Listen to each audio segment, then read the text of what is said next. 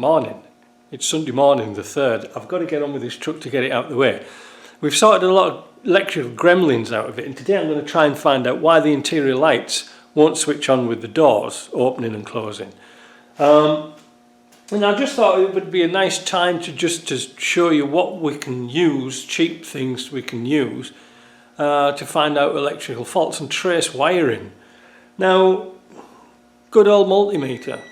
There's another one going to sleep. I have to wake it up again.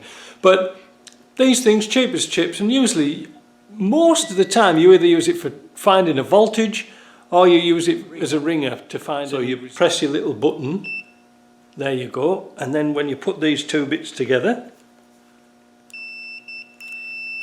you'll get a tone. That means there's continuity in that circuit. Now, to show you how that works, we've got a wire here, and again just a simple piece of speaker cable with a couple of crocodile clips on, and that goes up to there like that. Look, you see, that's, I'm not cheating, that's where it goes. So you put one on one side of the wire, it doesn't really matter what. Let me see, there we go.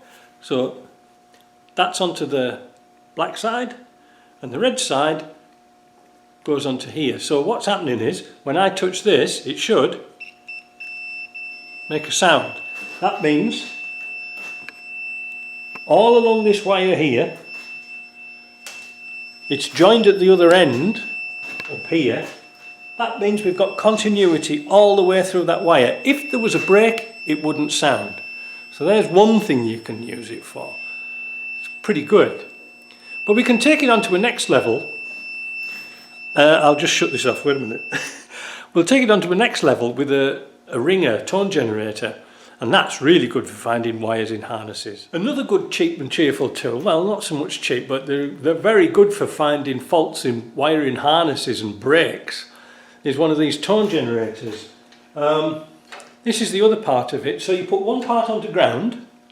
I've put this onto the engine block, and the other half is going through this spare white wire here all the way up to there. Now, on the other end of this, there's nothing. There's just a piece of wire sticking through here, like there's a break. All right, but imagine that's in your wiring harness. So what you're going to do, you set that to tone, and then you press this little button, and then you can find out where that wire goes. See, it goes up here.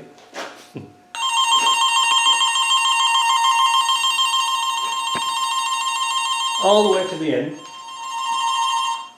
Now imagine if that's in a wiring harness, and that's how I found out a lot of these problems in this, when we had that problem with the alarm system and where the wires were actually going, and I'm going to use that today to find out why these interior lights don't switch on.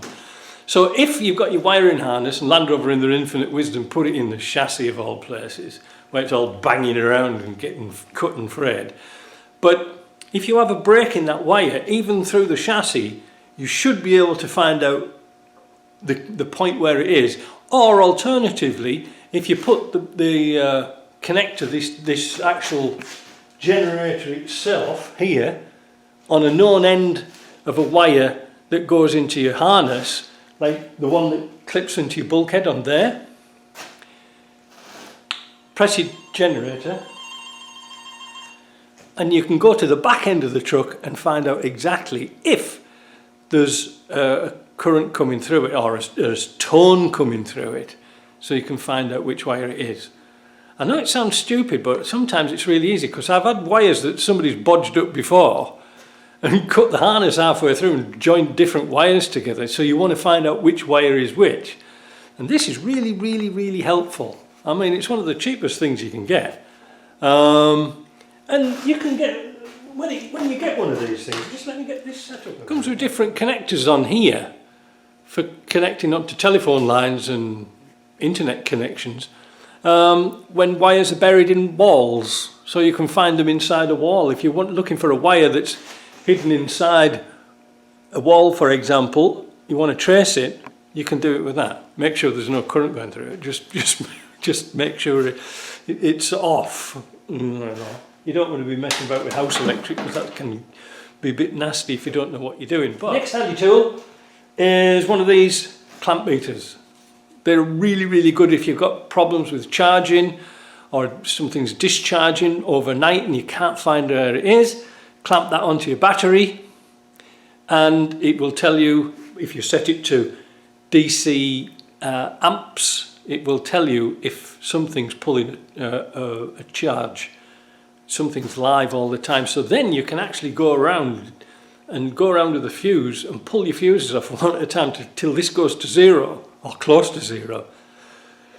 And then you'll find out which wire and which circuit it is. And it's also, like I say, on this car they said that it was drawing current from somewhere, and the only current I could find it was going for a few milliamps was going to the control panel for the Eberspacher, and I think that double DIN radio, because that needs to keep the programming on. But the rest of the car seems to be all right. Kind of interesting, eh? Usually the flattened batteries like nobody's business, but we know that there's no current draw on that. So now this has got a new switch on the seat base, so we can actually isolate that battery kind of nice, cut off the ground, so we know that when this vehicle's parked up for a long time, when it's waiting for a head gasket, not yet, but it'll start next time, so we can isolate it. Yes, the alarms won't work, but it doesn't work anyway, so it doesn't really matter, does it? So I think we'll try and find practically what's wrong with this, with these interior lights. Oh, wait a minute! I've just forgotten one. I've just here. Hold on, don't go pub yet. One of these is handy too. This is a power probe. Really good little tool. And what you do is you clip it to your battery, and you can put current down it, positive or a negative. It's got a little lead on here to do like a continuity. It comes with different probes, so you can put them actually into like sockets. You know the ones where you can't quite get into with your big multimeter. Well, you can get different probes that's very, very slim, so you can get them in, power up that circuit, and you can find out if there's a problem with your wiring or the bulb or the connector or something like that. Now this was really handy tool to have when we were doing Jeff's LED lights, and we worked out that the wires were the wrong way around. We worked out the wiring front to back was good, but the wires in one of the LEDs was the wrong way around. Now those were YPAC ones that were supposed to be properly wired up, because LEDs work backwards for some bizarre reason. And they were supposed to be plug and play straight into the original harness, and they weren't coming on. But by using that, we could go from front to back and check each circuit individually to make sure that they were working. So that was worth its weight in gold.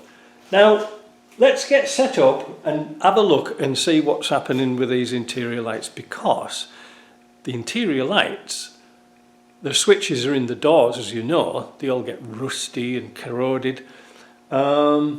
But the switches also operate as triggers for the alarm system.